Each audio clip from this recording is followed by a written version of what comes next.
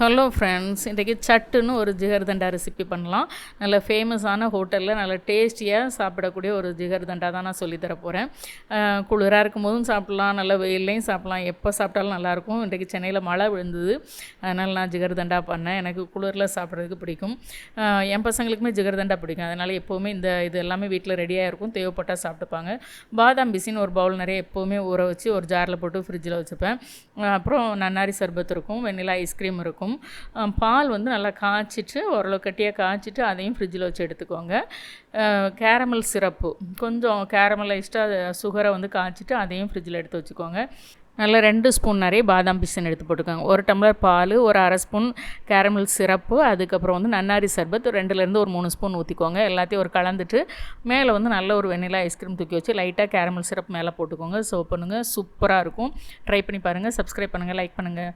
பாய்.